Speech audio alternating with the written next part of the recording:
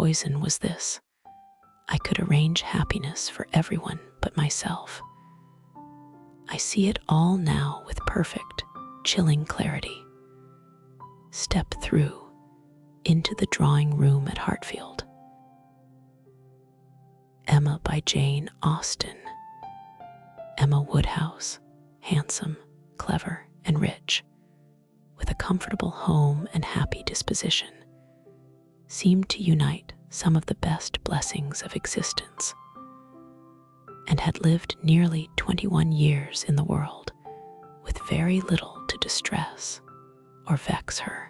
She was the youngest of the 2 daughters of a most affectionate, indulgent father, and had, in consequence of her sister's marriage, been mistress of his house from a very early period. Her mother had died too long ago for her to have more than an indistinct remembrance of her caresses, and her place had been supplied by an excellent woman as governess, who had fallen little short of a mother in affection. 16 years had Miss Taylor been in Mr. Woodhouse's family, less as a governess than a friend, very fond of both daughters, but particularly of Emma. Between them, it was more the intimacy of sisters, even before Miss Taylor had ceased to hold the nominal office of governess. The mildness of her temper had hardly allowed her to impose any restraint, and the shadow of authority being now long passed away, they had been living together as friend and friend, very mutually attached, and Emma doing just what she liked, highly esteeming Miss Taylor's judgment, but directed chiefly by her own. The real evils, indeed, of Emma's situation were the power of having rather too much her own way, and a disposition to think a little too well of herself. These were the disadvantages which threatened alloy to her many enjoyments. The danger, however, was at present so unperceived that they did not by any means rank as misfortunes with her. Sorrow came a gentle sorrow, but not at all in the shape of any disagreeable consciousness. Miss Taylor married. It was Miss Taylor's loss which first brought grief. It was on the wedding day of this beloved friend that Emma first sat in mournful thought of any continuance. The wedding over, and the bride people gone, her father and herself were left to dine together, with no prospect of a third to cheer a long evening. Her father composed himself to sleep after dinner, as usual, and she had then only to sit and think of what she had lost. The event had every promise of happiness for her friend. Mr. Weston was a man of unexceptionable character, easy fortune, suitable age, and pleasant manners, and there was some satisfaction in considering with what self-denying, generous friendship she had always wished and promoted the match. But it was a black morning's work for her. The want of Miss Taylor would be felt every hour of every day. She recalled her past kindness, the affection of 16 years, how she had taught, and how she had played with her from 5 years old, how she had devoted all her powers to attach and amuse her in health, and how nursed her through the various illnesses of childhood. A large debt of gratitude was owing here, but the intercourse of the last 7 years, the equal footing and perfect unreserve which had soon followed Isabella's marriage, on their being left to each other, was yet a dearer, tenderer recollection, she had been a friend and companion such as few possessed. Intelligent, well-informed, useful, gentle, knowing all the ways of the family, interested in all its concerns, and peculiarly interested in herself, in every pleasure, every scheme of hers, one to whom she could speak every thought as it arose, and who had such an affection for her as could never find fault. How was she to bear the change? It was true that her friend was going only half a mile from them, but Emma was aware that great must be the difference between a Mrs. Weston, only half a mile from them, and a Miss Taylor in the house, and with all her advantages, natural and domestic. She was now in great danger of suffering from intellectual solitude. She dearly loved her father, but he was no companion for her. He could not meet her in conversation, rational or playful.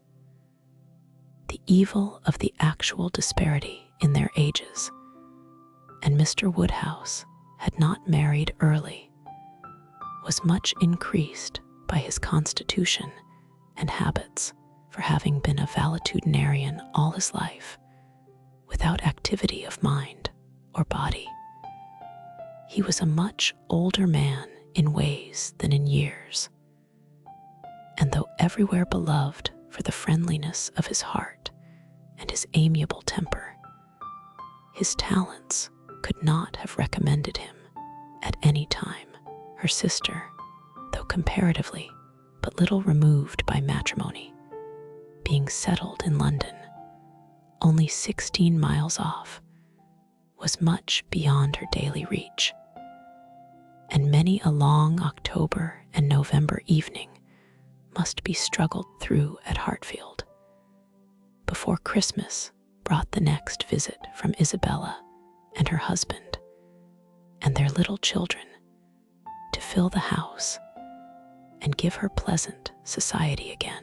Highbury, the large and populous village, almost amounting to a town, to which Hartfield, in spite of its separate lawn and shrubberies, and name, did really belong, afforded her no equals. The Woodhouses were first in consequence there. All looked up to them. She had many acquaintance in the place, for her father was universally civil, but not one among them who could be accepted in lieu of Miss Taylor for even half a day. It was a melancholy change, and Emma could not but sigh over it and wish for impossible things till her father awoke and made it necessary to be cheerful. His spirits required support.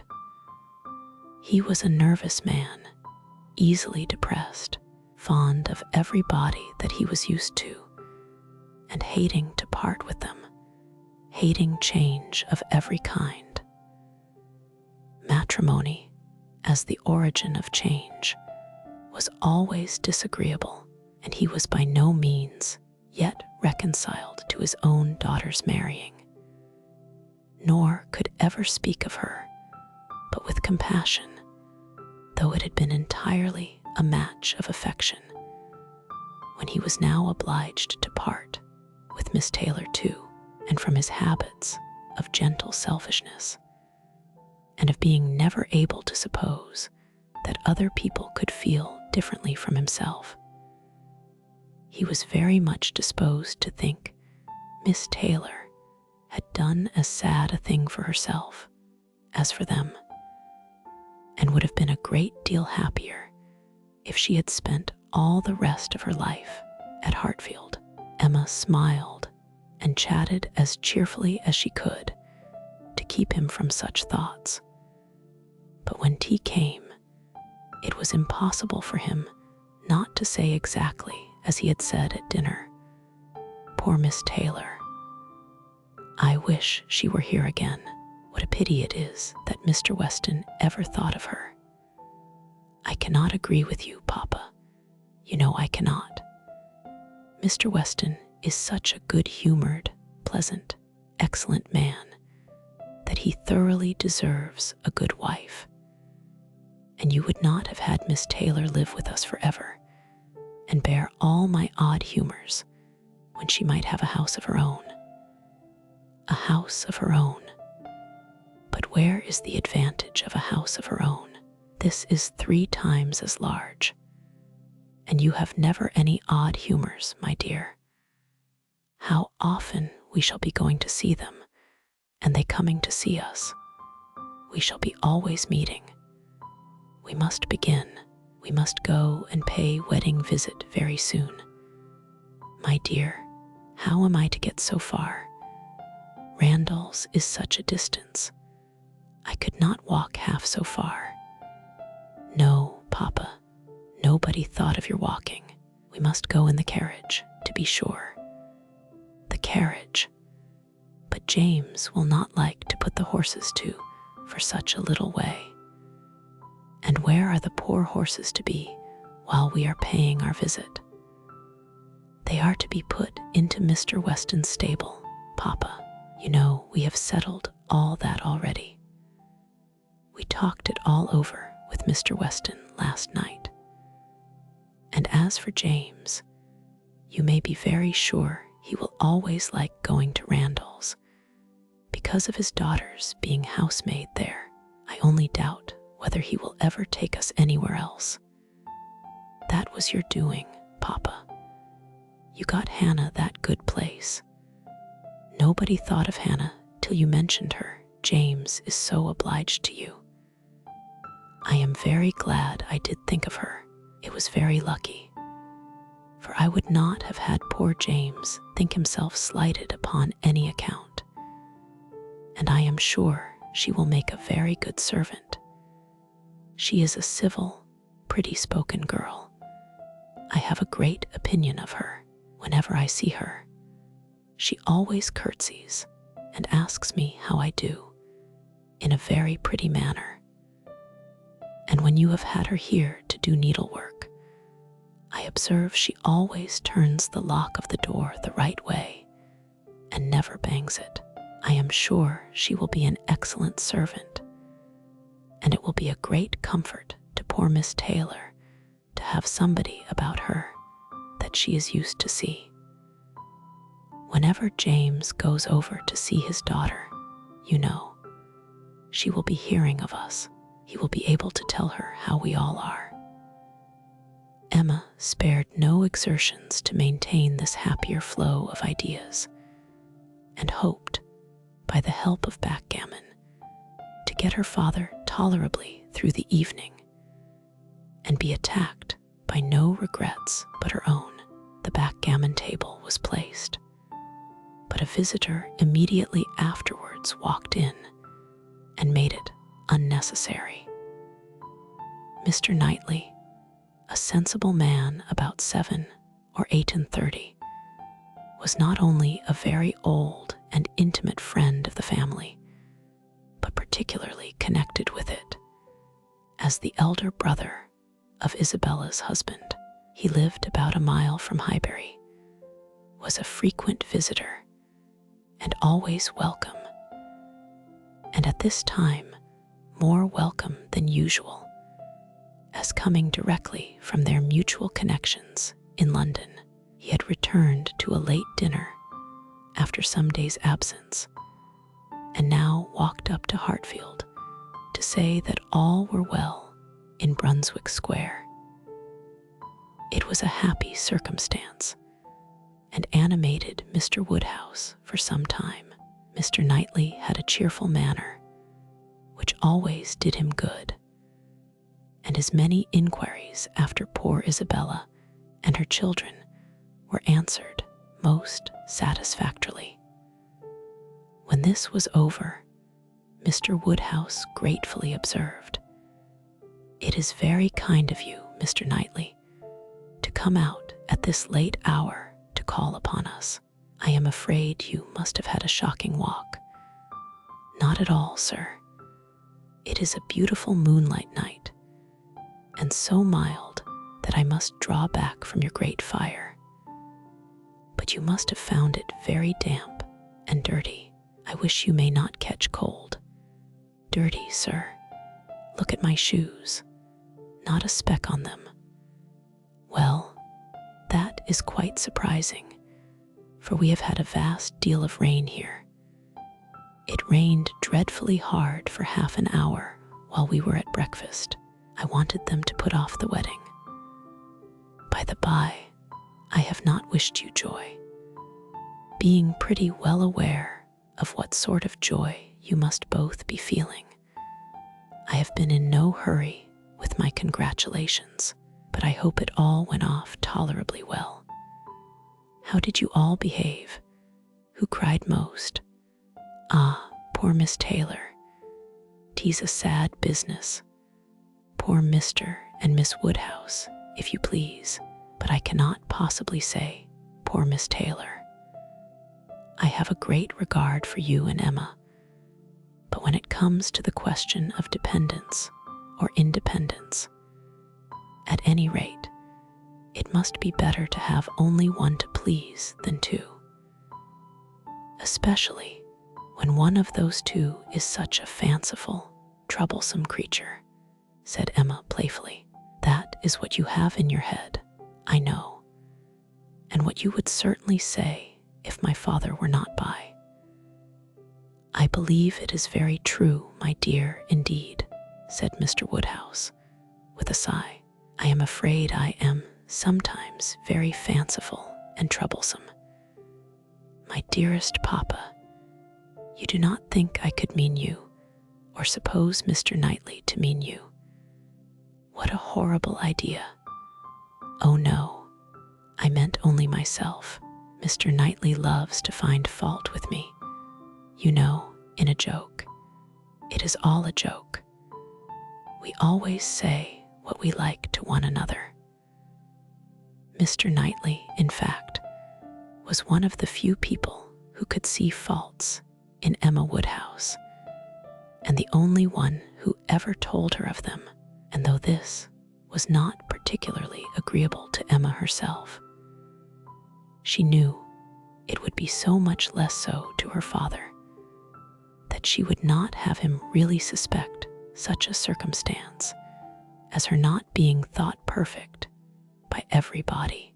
Emma knows I never flatter her, said Mr. Knightley, but I meant no reflection on anybody. Miss Taylor has been used to have two persons to please. She will now have but one. The chances are that she must be a gainer. Well, said Emma, willing to let it pass, you want to hear about the wedding, and I shall be happy to tell you, for we all behaved charmingly. Everybody was punctual, everybody in their best looks, not a tear, and hardly a long face to be seen. Oh no, we all felt that we were going to be only half a mile apart, and were sure of meeting every day. Dear Emma bears everything so well, said her father, but Mr. Knightley, she is really very sorry to lose poor Miss Taylor, and I am sure she will miss her more than she thinks for. Emma turned away her head, divided between tears and smiles. It is impossible that Emma should not miss such a companion, said Mr. Knightley. We should not like her so well as we do, sir, if we could suppose it. But she knows how much the marriage is to Miss Taylor's advantage. She knows how very acceptable it must be at Miss Taylor's time of life to be settled in a home of her own, and how important to her to be secure of a comfortable provision, and therefore cannot allow herself to feel so much pain as pleasure. Every friend of Miss Taylor must be glad to have her so happily married. And you have forgotten one matter of joy to me, said Emma, and a very considerable one, that I made the match myself. I made the match, 4 years ago, and to have it take place and be proved in the right, when so many people said Mr. Weston would never marry again, may comfort me for anything."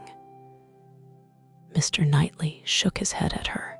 Her father fondly replied, "Ah, my dear, I wish you would not make matches and foretell things, for whatever you say always comes to pass. Pray do not make any more matches. I promise you to make none for myself, Papa, but I must, indeed, for other people. It is the greatest amusement in the world. And after such success, everybody said that Mr. Weston would never marry again. Oh dear, no, Mr. Weston, who had been a widower so long, and who seemed so perfectly comfortable without a wife, so constantly occupied either in his business in town or among his friends here, always acceptable wherever he went, always cheerful. Mr. Weston need not spend a single evening in the year alone if he did not like it. Oh no, Mr. Weston certainly would never marry again. Some people even talked of a promise to his wife on her deathbed, and others of the son and the uncle not letting him. All manner of solemn nonsense was talked on the subject, but I believed none of it. Ever since the day, about 4 years ago, that Miss Taylor and I met with him in Broadway Lane, when, because it began to drizzle, he darted away with so much gallantry and borrowed 2 umbrellas for us from Farmer Mitchell's. I made up my mind on the subject. I planned the match from that hour. And when such success has blessed me in this instance, dear Papa, you cannot think that I shall leave off matchmaking. I do not understand what you mean by success, said Mr. Knightley. Success supposes endeavor. Your time has been properly and delicately spent if you have been endeavoring for the last 4 years to bring about this marriage. A worthy employment for a young lady's mind, but if, which I rather imagine, your making the match, as you call it, means only your planning it, you're saying to yourself one idle day, I think it would be a very good thing for Miss Taylor if Mr. Weston were to marry her, and saying it again to yourself every now and then afterwards, why do you talk of success? Where is your merit? What are you proud of? You made a lucky guess, and that is all that can be said. And have you never known the pleasure and triumph of a lucky guess? I pity you. I thought you clever, for, depend upon it, a lucky guess is never merely luck. There's always some talent in it. And as to my poor word, success, which you quarrel with, I do not know that I am so entirely without any claim to it. You have drawn 2 pretty pictures, but I think there may be a third, a something between the do-nothing and the do-all. If I had not promoted Mr. Weston's visits here, and given many little encouragements, and smoothed many little matters, it might not have come to anything after all. I think you must know Hartfield enough to comprehend that. A straightforward, open-hearted man like Weston, and a rational, unaffected woman like Miss Taylor, may be safely left to manage their own concerns. You are more likely to have done harm to yourself than good to them by interference. Emma never thinks of herself if she can do good to others, rejoined Mr. Woodhouse, understanding, but in part. But my dear, pray do not make any more matches. They are silly things, and break up one's family circle grievously. Only one more, Papa, only for Mr. Elton. Poor Mr. Elton. You like Mr. Elton, Papa? I must look about for a wife for him. There is nobody in Highbury who deserves him, and he has been here a whole year, and has fitted up his house so comfortably that it would be a shame to have him single any longer. And I thought, when he was joining their hands today, he looked so very much as if he would like to have the same kind office done for him. I think very well of Mr. Elton, and this is the only way I have of doing him a service. Mr. Elton is a very pretty young man, to be sure, and a very good young man, and I have a great regard for him. But if you want to show him any attention, my dear, ask him to come and dine with us some day. That will be a much better thing. I dare say Mr. Knightley will be so kind as to meet him. With a great deal of pleasure, sir, at any time, said Mr. Knightley, laughing, and I agree with you entirely that it will be a much better thing. Invite him to dinner, Emma, and help him to the best of the fish and the chicken, but leave him to choose his own wife. Depend upon it, a man of 6 or 27 can take care of himself. Mr. Weston was a native of Highbury, and born of a respectable family, which for the last 2 or 3 generations had been rising into gentility and property. He had received a good education, but on succeeding early in life to a small independence, had become indisposed for any of the more homely pursuits in which his brothers were engaged, and had satisfied an active, cheerful mind and social temper by entering into the militia of his county, then embodied.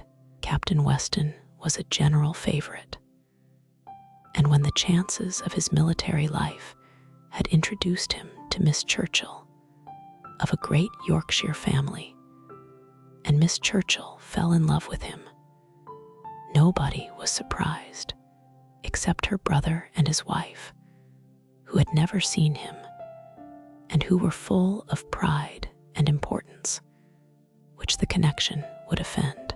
Miss Churchill, however, being of age, and with the full command of her fortune, though her fortune bore no proportion to the family estate, was not to be dissuaded from the marriage, and it took place to the infinite mortification of Mr. and Mrs. Churchill, who threw her off with due decorum. It was an unsuitable connection, and did not produce much happiness. Mrs. Weston ought to have found more in it, for she had a husband whose warm heart and sweet temper made him think everything due to her in return for the great goodness of being in love with him. But though she had one sort of spirit, she had not the best. She had resolution enough to pursue her own will in spite of her brother, but not enough to refrain from unreasonable regrets at that brother's unreasonable anger, nor from missing the luxuries of her former home. They lived beyond their income, but still it was nothing in comparison of Enscombe.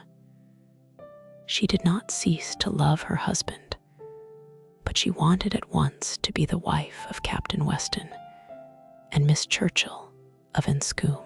Captain Weston, who had been considered, especially by the Churchills, as making such an amazing match, was proved to have much the worst of the bargain.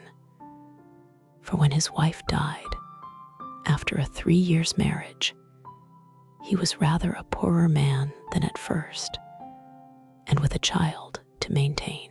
From the expense of the child, however, he was soon relieved.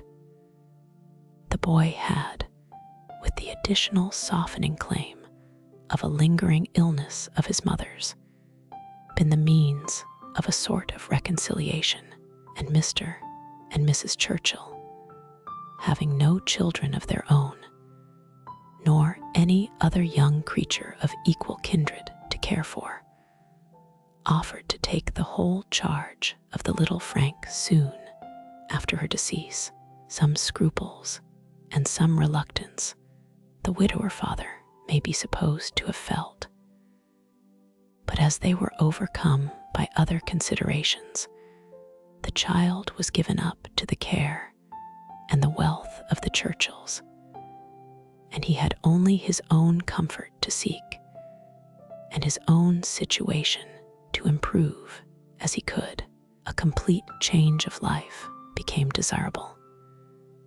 He quitted the militia and engaged in trade, having brothers already established in a good way in London, which afforded him a favorable opening. It was a concern which brought just employment enough. He had still a small house in Highbury, where most of his leisure days were spent, and between useful occupation and the pleasures of society, the next 18 or 20 years of his life passed cheerfully away. He had, by that time, realized an easy competence, enough to secure the purchase of a little estate adjoining Highbury, which he had always longed for, enough to marry a woman as portionless even as Miss Taylor, and to live according to the wishes of his own friendly and social disposition. It was now some time since Miss Taylor had begun to influence his schemes, but as it was not the tyrannic influence of youth on youth, it had not shaken his determination of never settling till he could purchase Randalls, and the sale of Randalls was long looked forward to, but he had gone steadily on with these objects in view till they were accomplished. He had made his fortune, bought his house, and obtained his wife, and was beginning a new period of existence with every probability of greater happiness than in any yet passed through. He had never been an unhappy man. His own temper had secured him from that, even in his first marriage. But his second must show him how delightful a well-judging and truly amiable woman could be, and must give him the pleasantest proof of its being a great deal better to choose than to be chosen, to excite gratitude than to feel it. He had only himself to please in his choice. His fortune was his own. For as to Frank, it was more than being tacitly brought up as his uncle's heir. It had become so avowed an adoption as to have him assume the name of Churchill on coming of age. It was most unlikely, therefore, that he should ever want his father's assistance. His father had no apprehension of it. The aunt was a capricious woman and governed her husband entirely, but it was not in Mr. Weston's nature to imagine that any caprice could be strong enough to affect one so dear, and, as he believed, so deservedly dear. He saw his son every year in London, and was proud of him and his fond report of him as a very fine young man had made Highbury feel a sort of pride in him too. He was looked on as sufficiently belonging to the place to make his merits and prospects a kind of common concern. Mr. Frank Churchill was one of the boasts of Highbury, and a lively curiosity to see him prevailed, though the compliment was so little returned that he had never been there in his life. His coming to visit his father had been often talked of, but never achieved. Now, upon his father's marriage, it was very generally proposed, as a most proper attention, that the visit should take place. There was not a dissentient voice on the subject, either when Mrs. Perry drank tea with Mrs. and Miss Bates, or when Mrs. and Miss Bates returned the visit. Now was the time for Mr. Frank Churchill to come among them, and the hope strengthened when it was understood that he had written to his new mother on the occasion. For a few days, every morning visit in Highbury included some mention of the handsome letter Mrs. Weston had received. I suppose you have heard of the handsome letter Mr. Frank Churchill has written to Mrs. Weston. I understand it was a very handsome letter indeed. Mr. Woodhouse told me of it. Mr. Woodhouse saw the letter, and he says he never saw such a handsome letter in his life. It was, indeed, a highly prized letter. Mrs. Weston had, of course, formed a very favorable idea of the young man, and such a pleasing attention was an irresistible proof of his great good sense, and a most welcome addition to every source and every expression of congratulation which her marriage had already secured. She felt herself a most fortunate woman, and she had lived long enough to know how fortunate she might well be thought, where the only regret was for a partial separation from friends whose friendship for her had never cooled, and who could ill bear to part with her. She knew that at times she must be missed, and could not think, without pain, of Emma's losing a single pleasure, or suffering an hour's ennui from the want of her companionableness. But dear Emma was of no feeble character. She was more equal to her situation than most girls would have been, and had sense and energy and spirits that might be hoped would bear her well and happily through its little difficulties and privations. And then there was such comfort in the very easy distance of Randalls from Hartfield, so convenient for even solitary female walking, and in Mr. Weston's disposition and circumstances, which would make the approaching season no hindrance to their spending half the evenings in the week together. Her situation was altogether the subject of hours of gratitude to Mrs. Weston, and of moments only of regret, and her satisfaction, her more than satisfaction, her cheerful enjoyment, was so just and so apparent that Emma, well as she knew her father, was sometimes taken by surprise at his being still able to pity poor Miss Taylor when they left her at Randalls in the center of every domestic comfort, or saw her go away in the evening attended by her pleasant husband to a carriage of her own. But never did she go without Mr. Woodhouse's giving a gentle sigh and saying, "Ah, poor Miss Taylor, she would be very glad to stay." There was no recovering Miss Taylor, nor much likelihood of ceasing to pity her, but a few weeks brought some alleviation to Mr. Woodhouse. The compliments of his neighbors were over. He was no longer teased by being wished joy of so sorrowful an event, and the wedding cake, which had been a great distress to him, was all eat up. His own stomach could bear nothing rich, and he could never believe other people to be different from himself. What was unwholesome to him, he regarded as unfit for any body, and he had, therefore, earnestly tried to dissuade them from having any wedding cake at all.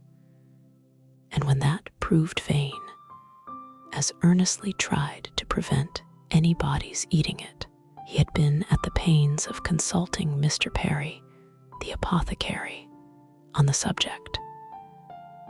Mr. Perry was an intelligent, gentlemanlike man, whose frequent visits were one of the comforts of Mr. Woodhouse's life, and upon being applied to, he could not but acknowledge, though it seemed rather against the bias of inclination, that wedding cake might certainly disagree with many, perhaps with most people, unless taken moderately. With such an opinion in confirmation of his own, Mr. Woodhouse hoped to influence every visitor of the newly married pair.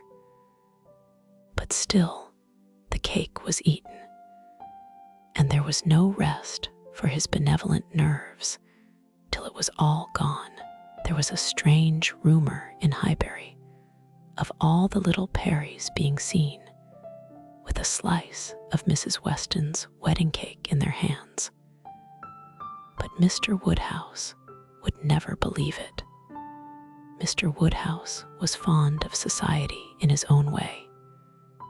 He liked very much to have his friends come and see him, and from various united causes, from his long residence at Hartfield, and his good nature, from his fortune, his house, and his daughter, he could command the visits of his own little circle in a great measure as he liked. He had not much intercourse with any families beyond that circle. His horror of late hours and large dinner parties made him unfit for any acquaintance, but such as would visit him on his own terms. Fortunately for him, Highbury, including Randalls in the same parish, and Donwell Abbey in the parish adjoining, the seat of Mr. Knightley, comprehended many such. Not unfrequently, through Emma's persuasion, he had some of the chosen and the best to dine with him, but evening parties were what he preferred. And unless he fancied himself at any time unequal to company, there was scarcely an evening in the week in which Emma could not make up a card table for him. Real, long-standing regard brought the Westons and Mr. Knightley, and by Mr. Elton, a young man living alone without liking it, the privilege of exchanging any vacant evening of his own blank solitude for the elegancies and society of Mr. Woodhouse's drawing room, and the smiles of his lovely daughter, was in no danger of being thrown away. After these came a second set, among the most comfortable of whom were Mrs. and Miss Bates, and Mrs. Goddard, 3 ladies almost always at the service of an invitation from Hartfield, and who were fetched and carried home so often that Mr. Woodhouse thought it no hardship for either James or the horses. Had it taken place only once a year, it would have been a grievance. Mrs. Bates, the widow of a former vicar of Highbury, was a very old lady, almost past everything but tea and quadrille. She lived with her single daughter in a very small way, and was considered with all the regard and respect which a harmless old lady, under such untoward circumstances, can excite, her daughter enjoyed a most uncommon degree of popularity for a woman neither young, handsome, rich, nor married. Miss Bates stood in the very worst predicament in the world for having much of the public favor, and she had no intellectual superiority to make atonement to herself or frighten those who might hate her into outward respect. She had never boasted either beauty or cleverness. Her youth had passed without distinction, and her middle of life was devoted to the care of a failing mother and the endeavor to make a small income go as far as possible. And yet she was a happy woman, and a woman whom no one named without goodwill. It was her own universal goodwill and contented temper which worked such wonders. She loved everybody, was interested in everybody's happiness, quick-sighted to everybody's merits, thought herself a most fortunate creature, and surrounded with blessings in such an excellent mother, and so many good neighbors and friends, and a home that wanted for nothing.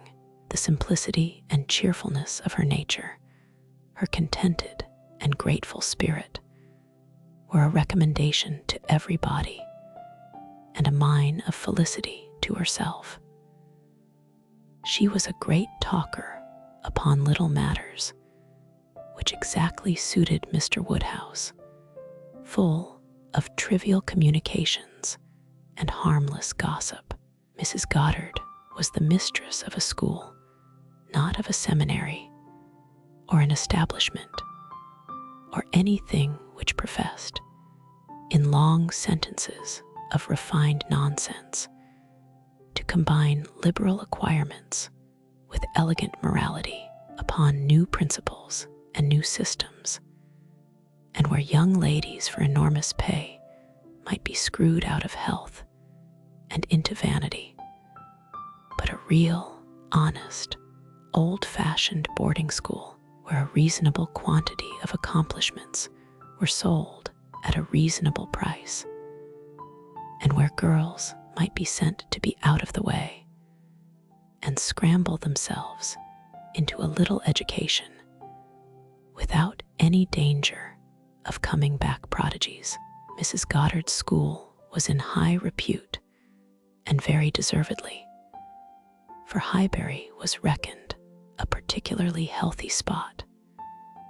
She had an ample house and garden, gave the children plenty of wholesome food, let them run about a great deal in the summer, and in winter dressed their chilblains with her own hands.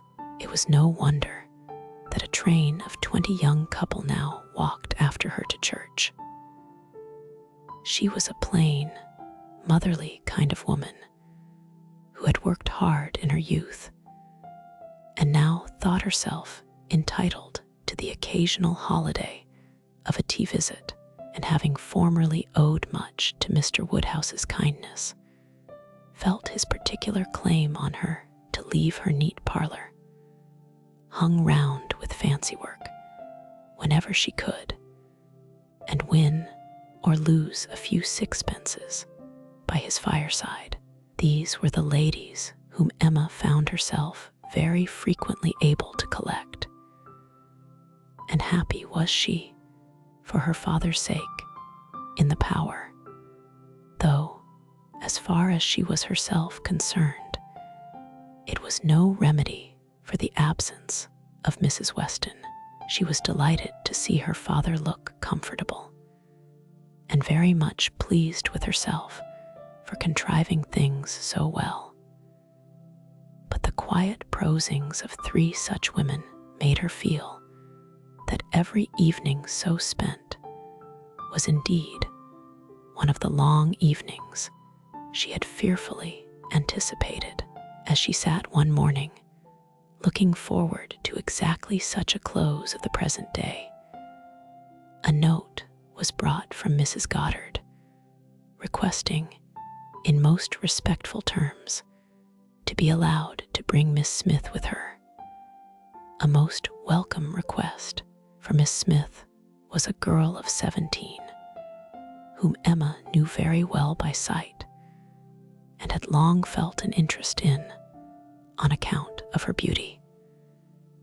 A very gracious invitation was returned, and the evening no longer dreaded by the fair mistress of the mansion. Harriet Smith was the natural daughter of somebody. Somebody had placed her, several years back, at Mrs. Goddard's school, and somebody had lately raised her from the condition of scholar to that of parlor boarder. This was all that was generally known of her history. She had no visible friends but what had been acquired at Highbury, and was now just returned from a long visit in the country to some young ladies who had been at school there with her. She was a very pretty girl, and her beauty happened to be of a sort which Emma particularly admired. She was short, plump, and fair, with a fine bloom, blue eyes, light hair, regular features, and a look of great sweetness. And before the end of the evening, Emma was as much pleased with her manners as her person, and quite determined to continue the acquaintance. She was not struck by anything remarkably clever in Miss Smith's conversation, but she found her altogether very engaging, not inconveniently shy, not unwilling to talk, and yet so far from pushing, showing so proper and becoming a deference, seeming so pleasantly grateful for being admitted to Hartfield, and so artlessly impressed by the appearance of everything in so superior a style to what she had been used to, that she must have good sense and deserve encouragement. Encouragement should be given. Those soft blue eyes and all those natural graces should not be wasted on the inferior society of Highbury and its connections. The acquaintance she had already formed were unworthy of her. The friends from whom she had just parted, though very good sort of people, must be doing her harm. They were a family of the name of Martin, whom Emma well knew by character, as renting a large farm of Mr. Knightley, and residing in the parish of Donwell very creditably. She believed, she knew Mr. Knightley thought highly of them, but they must be coarse and unpolished, and very unfit to be the intimates of a girl who wanted only a little more knowledge and elegance to be quite perfect. She would notice her, she would improve her, she would detach her from her bad acquaintance and introduce her into good society. She would form her opinions and her manners. It would be an interesting and certainly a very kind undertaking, highly becoming her own situation in life, her leisure and powers. She was so busy in admiring those soft blue eyes, in talking and listening, and forming all these schemes in the in-betweens, that the evening flew away at a very unusual rate, and the supper table, which always closed such parties, and for which she had been used to sit and watch the due time, was all set out and ready, and moved forwards to the fire before she was aware, with an alacrity beyond the common impulse of a spirit, which yet was never indifferent to the credit of doing everything well and attentively, with the real goodwill of a mind delighted with its own ideas. Did she then do all the honors of the meal, and help and recommend the minced chicken and scalloped oysters, with an urgency which she knew would be acceptable to the early hours and civil scruples of their guests. Upon such occasions, poor Mr. Woodhouse's feelings were in sad warfare. He loved to have the cloth laid, because it had been the fashion of his youth, but his conviction of suppers being very unwholesome made him rather sorry to see anything put on it, and while his hospitality would have welcomed his visitors to everything, his care for their health made him grieve that they would eat. Such another small basin of thin gruel as his own was all that he could, with thorough self-approbation, recommend, though he might constrain himself, while the ladies were comfortably clearing the nicer things, to say, "Mrs. Bates, let me propose your venturing on one of these eggs. An egg boiled very soft is not unwholesome. Cyril understands boiling an egg better than anybody. I would not recommend an egg boiled by anybody else, but you need not be afraid. They are very small. You see, one of our small eggs will not hurt you. Miss Bates, let Emma help you to a little bit of tart, a very little bit. Ours are all apple tarts. You need not be afraid of unwholesome preserves here. I do not advise the custard. Mrs. Goddard, what say you to half a glass of wine, a small half glass, put into a tumbler of water? I do not think it could disagree with you." Emma allowed her father to talk, but supplied her visitors in a much more satisfactory style, and on the present evening had particular pleasure in sending them away happy. The happiness of Miss Smith was quite equal to her intentions. Miss Woodhouse was so great a personage in Highbury that the prospect of the introduction had given as much panic as pleasure, but the humble, grateful little girl went off with highly gratified feelings, delighted with the affability with which Miss Woodhouse had treated her all the evening, and actually shaken hands with her at last. Harriet Smith's intimacy at Hartfield was soon a settled thing. Quick and decided in her ways, Emma lost no time in inviting, encouraging, and telling her to come very often, and as their acquaintance increased, so did their satisfaction in each other. As a walking companion, Emma had very early foreseen how useful she might find her. In that respect, Mrs. Weston's loss had been important. Her father never went beyond the shrubbery, where 2 divisions of the ground sufficed him for his long walk, or his short, as the year varied. And since Mrs. Weston's marriage, her exercise had been too much confined. She had ventured once alone to Randall's, but it was not pleasant, and a Harriet Smith, therefore, one whom she could summon at any time to a walk, would be a valuable addition to her privileges. But in every respect, as she saw more of her, she approved her, and was confirmed in all her kind designs.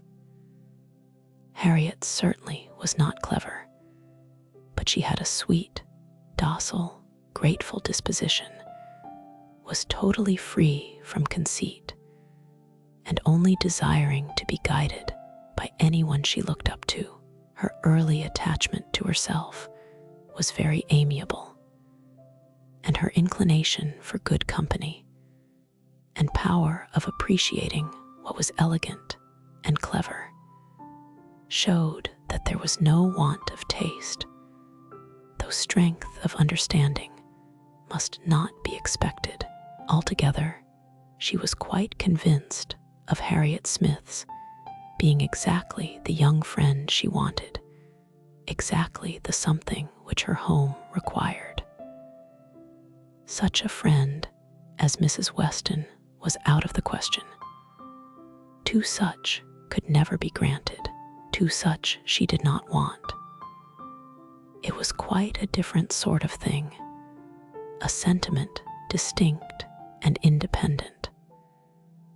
Mrs. Weston was the object of a regard which had its basis in gratitude and esteem. Harriet would be loved as one to whom she could be useful. For Mrs. Weston, there was nothing to be done. For Harriet, everything. Her first attempts at usefulness were in an endeavor to find out who were the parents. But Harriet could not tell. She was ready to tell everything in her power. But on this subject, questions were vain. Emma was obliged to fancy what she liked. But she could never believe that in the same situation she should not have discovered the truth. Harriet had no penetration. She had been satisfied to hear and believe just what Mrs. Goddard chose to tell her, and looked no farther. Mrs. Goddard and the teachers and the girls and the affairs of the school in general formed naturally a great part of the conversation. And but for her acquaintance with the Martins of Abbey Mill Farm, it must have been the whole. But the Martins occupied her thoughts a good deal. She had spent 2 very happy months with them, and now loved to talk of the pleasures of her visit and describe the many comforts and wonders of the place. Emma encouraged her talkativeness, amused by such a picture of another set of beings, and enjoying the youthful simplicity which could speak with so much exultation of Mrs. Martin's having 2 parlors, 2 very good parlors, indeed, one of them quite as large as Mrs. Goddard's drawing room, and of her having an upper maid who had lived 25 years with her, and of their having 8 cows, 2 of them Alderneys, and 1 a little Welsh cow, a very pretty little Welsh cow indeed, and of Mrs. Martin's saying, as she was so fond of it, it should be called her cow, and of their having a very handsome summer house in their garden, where some day next year they were all to drink tea. A very handsome summer house, large enough to hold 12 people. For some time she was amused, without thinking beyond the immediate cause, but as she came to understand the family better, other feelings arose. She had taken up a wrong idea, fancying it was a mother and daughter, a son and son's wife, who all lived together. But when it appeared that the Mr. Martin, who bore a part in the narrative, and was always mentioned with approbation for his great good nature in doing something or other, was a single man, that there was no young Mrs. Martin, no wife in the case, she did suspect danger to her poor little friend from all this hospitality and kindness, and that, if she were not taken care of, she might be required to sink herself forever. With this inspiriting notion, her questions increased in number and meaning, and she particularly led Harriet to talk more of Mr. Martin, and there was evidently no dislike to it. Harriet was very ready to speak of the share he had had in their moonlight walks and merry evening games, and dwelt a good deal upon his being so very good-humored and obliging. He had gone 3 miles round one day in order to bring her some walnuts, because she had said how fond she was of them. And in everything else, he was so very obliging. He had his shepherd's son into the parlor one night on purpose to sing to her. She was very fond of singing. He could sing a little himself. She believed he was very clever and understood everything. He had a very fine flock, and while she was with them, he had been bid more for his wool than anybody in the country. She believed everybody spoke well of him. His mother and sisters were very fond of him. Mrs. Martin had told her one day, and there was a blush as she said it, that it was impossible for anybody to be a better son, and therefore she was sure, whenever he married, he would make a good husband. Not that she wanted him to marry. She was in no hurry at all. Well done, Mrs. Martin, thought Emma. You know what you are about. And when she had come away, Mrs. Martin was so very kind as to send Mrs. Goddard a beautiful goose, the finest goose Mrs. Goddard had ever seen. Mrs. Goddard had dressed it on a Sunday and asked all the 3 teachers, Miss Nash and Miss Prince and Miss Richardson, to sup with her. Mr. Martin, I suppose, is not a man of information beyond the line of his own business. He does not read. Oh yes, that is, no, I do not know, but I believe he has read a good deal, but not what you would think anything of. He reads the agricultural reports and some other books that lay in one of the window seats, but he reads all them to himself. But sometimes of an evening, before we went to cards, he would read something aloud out of the elegant extracts, very entertaining. And I know he has read The Vicar of Wakefield. He never read The Romance of the Forest, nor The Children of the Abbey. He had never heard of such books before I mentioned them, but he is determined to get them now as soon as ever he can. The next question was, what sort of looking man is Mr. Martin? Oh, not handsome, not at all handsome.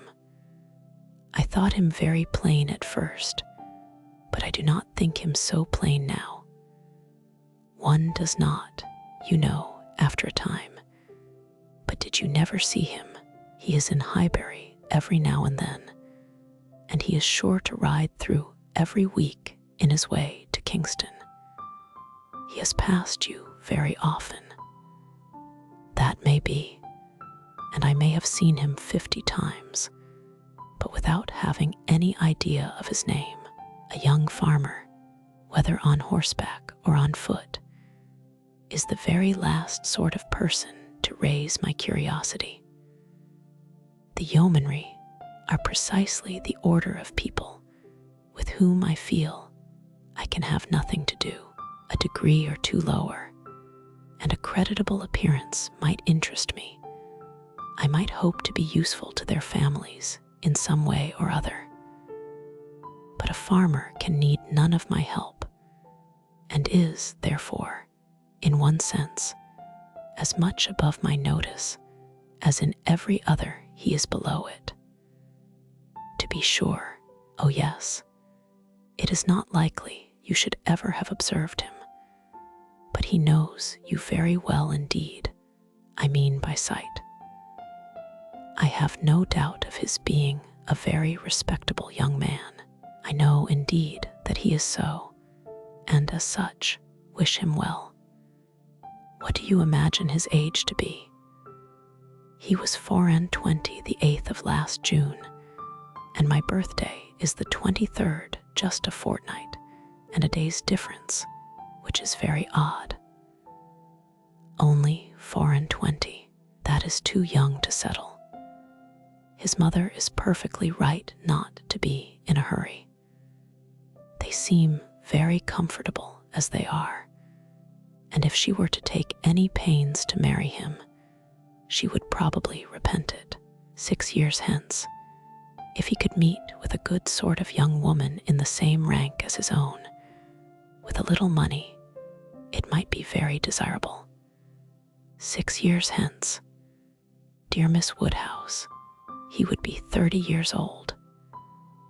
Well, and that is as early as most men can afford to marry, who are not born to an independence. Mr. Martin, I imagine, has his fortune entirely to make, cannot be at all beforehand with the world.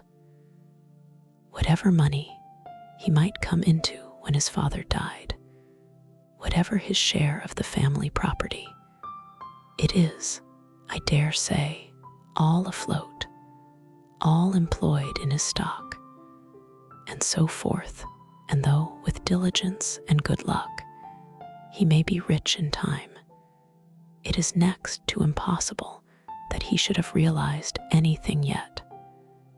To be sure, so it is. But they live very comfortably. They have no indoors man, else they do not want for anything. And Mrs. Martin talks of taking a boy another year. I wish you may not get into a scrape, Harriet, whenever he does marry. I mean, as to being acquainted with his wife, for though his sisters, from a superior education, are not to be altogether objected to, it does not follow that he might marry any body at all fit for you to notice. The misfortune of your birth ought to make you particularly careful as to your associates. There can be no doubt of your being a gentleman's daughter, and you must support your claim to that station by everything within your own power, or there will be plenty of people who would take pleasure in degrading you. Yes, to be sure, I suppose there are, but while I visit at Hartfield, and you are so kind to me, Miss Woodhouse, I am not afraid of what anybody can do. You understand the force of influence pretty well, Harriet, but I would have you so firmly established in good society as to be independent even of Hartfield and Miss Woodhouse. I want to see you permanently well connected, and to that end it will be advisable to have as few odd acquaintance as may be, and therefore I say that if you should still be in this country when Mr. Martin marries, I wish you may not be drawn in by your intimacy with the sisters to be acquainted with the wife, who will probably be some mere farmer's daughter without education. To be sure, yes, not that I think Mr. Martin would ever marry anybody but what had had some education and been very well brought up. However, I do not mean to set up my opinion against yours, and I am sure I shall not wish for the acquaintance of his wife. I shall always have a great regard for the Miss Martins, especially Elizabeth, and should be very sorry to give them up, for they are quite as well educated as me. But if he marries a very ignorant, vulgar woman, certainly I had better not visit her if I can help it. Emma watched her through the fluctuations of this speech and saw no alarming symptoms of love. The young man had been the first admirer, but she trusted there was no other hold, and that there would be no serious difficulty on Harriet's side to oppose any friendly arrangement of her own. They met Mr. Martin the very next day as they were walking on the Donwell Road. He was on foot, and after looking very respectfully at her, looked with most unfeigned satisfaction at her companion. Emma was not sorry to have such an opportunity of survey, and walking a few yards forward while they talked together soon made her quick eye sufficiently acquainted with Mr. Robert Martin. His appearance was very neat, and he looked like a sensible young man, but his person had no other advantage. And when he came to be contrasted with gentlemen, she thought he must lose all the ground he had gained in Harriet's inclination. Harriet was not insensible of manner. She had voluntarily noticed her father's gentleness with admiration as well as wonder. Mr. Martin looked as if he did not know what manner was. They remained but a few minutes together, as Miss Woodhouse must not be kept waiting, and Harriet then came running to her with a smiling face and in a flutter of spirits, which Miss Woodhouse hoped very soon to compose. Only think of our happening to meet him. How very odd. It was quite a chance, he said, that he had not gone round by Randall's. He did not think we ever walked this road. He thought we walked towards Randall's most days. He has not been able to get the romance of the forest yet. He was so busy the last time he was at Kingston that he quite forgot it, but he goes again tomorrow. So very odd we should happen to meet. Well, Miss Woodhouse, is he like what you expected? What do you think of him? Do you think him so very plain? He is very plain, undoubtedly, remarkably plain. But that is nothing compared with his entire want of gentility. I had no right to expect much, and I did not expect much. But I had no idea that he could be so very clownish, so totally without air. I had imagined him, I confess, a degree or two nearer gentility. To be sure, said Harriet, in a mortified voice, he is not so genteel as real gentlemen. I think, Harriet, since your acquaintance with us, you have been repeatedly in the company of some such very real gentlemen, that you must yourself be struck with the difference in Mr. Martin. At Hartfield, you have had very good specimens of well-educated, well-bred men. I should be surprised if, after seeing them, you could be in company with Mr. Martin again, without perceiving him to be a very inferior creature, and rather wondering at yourself for having ever thought him at all agreeable before. Do not you begin to feel that now? Were not you struck? I am sure you must have been struck by his awkward look and abrupt manner, and the uncouthness of a voice which I heard to be wholly unmodulated as I stood here. Certainly, he is not like Mr. Knightley. He has not such a fine air and way of walking as Mr. Knightley. I see the difference plain enough. But Mr. Knightley is so very fine a man. Mr. Knightley's air is so remarkably good that it is not fair to compare Mr. Martin with him. You might not see 1 in 100 with gentlemen so plainly written as in Mr. Knightley. But he is not the only gentleman you have been lately used to. What say you to Mr. Weston and Mr. Elton? Compare Mr. Martin with either of them.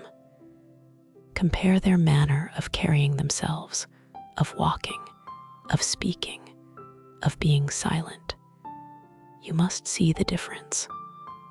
Oh yes, there is a great difference. But Mr. Weston is almost an old man. Mr. Weston must be between 40 and 50, which makes his good manners the more valuable. The older a person grows, Harriet, the more important it is that their manners should not be bad. The more glaring and disgusting any loudness or coarseness or awkwardness becomes. What is passable in youth is detestable in later age. Mr. Martin is now awkward and abrupt. What will he be at Mr. Weston's time of life? There is no saying, indeed, replied Harriet, rather solemnly. But there may be pretty good guessing. He will be a completely gross, vulgar farmer, totally inattentive to appearances, and thinking of nothing but profit and loss. Will he, indeed? That will be very bad.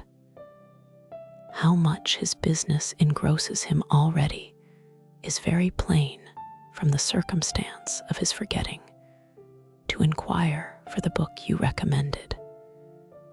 He was a great deal too full of the market to think of anything else, which is just as it should be. For a thriving man, what has he to do with books? And I have no doubt that he will thrive and be a very rich man in time, and his being illiterate and coarse need not disturb us. I wonder he did not remember the book, was all Harriet's answer, and spoken with a degree of grave displeasure, which Emma thought might be safely left to itself. She, therefore, said no more for some time. Her next beginning was, in one respect, perhaps, Mr. Elton's manners are superior to Mr. Knightley's or Mr. Weston's. They have more gentleness. They might be more safely held up as a pattern. There is an openness, a quickness, almost a bluntness in Mr. Weston, which every body likes in him, because there is so much good humor with it. But that would not do to be copied. Neither would Mr. Knightley's downright, decided, commanding sort of manner, though it suits him very well, his figure and look and situation in life seem to allow it. But if any young man were to set about copying him, he would not be sufferable. On the contrary, I think a young man might be very safely recommended to take Mr. Elton as a model. Mr. Elton is good-humored, cheerful, obliging, and gentle. He seems to me to be grown particularly gentle of late. I do not know whether he has any design of ingratiating himself with either of us, Harriet, by additional softness, but it strikes me that his manners are softer than they used to be. If he means anything, it must be to please you. Did not I tell you what he said of you the other day? She then repeated some warm personal praise which she had drawn from Mr. Elton, and now did full justice to, and Harriet blushed and smiled, and said she had always thought Mr. Elton very agreeable. Mr. Elton was the very person fixed on by Emma for driving the young farmer out of Harriet's head. She thought it would be an excellent match, and only too palpably desirable, natural, and probable, for her to have much merit in planning it. She feared it was what everybody else must think of and predict. It was not likely, however, that anybody should have equaled her in the date of the plan, as it had entered her brain during the very first evening of Harriet's coming to Hartfield. The longer she considered it, the greater was her sense of its expediency.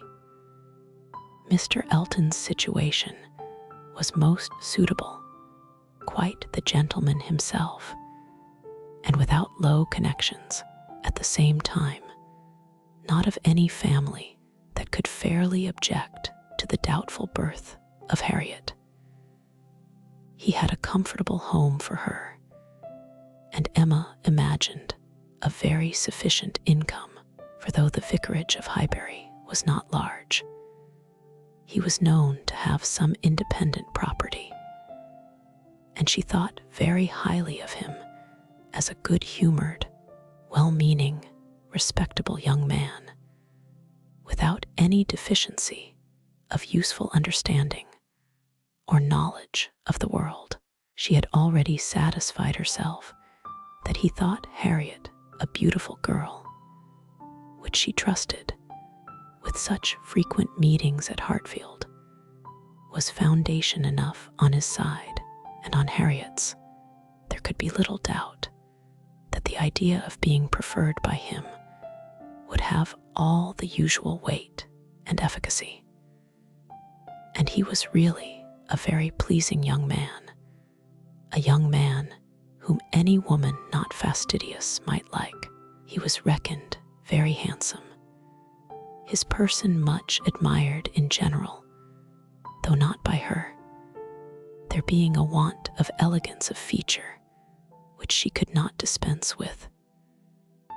But the girl who could be gratified by a Robert Martin's riding about the country to get walnuts for her might very well be conquered by Mr. Elton's admiration.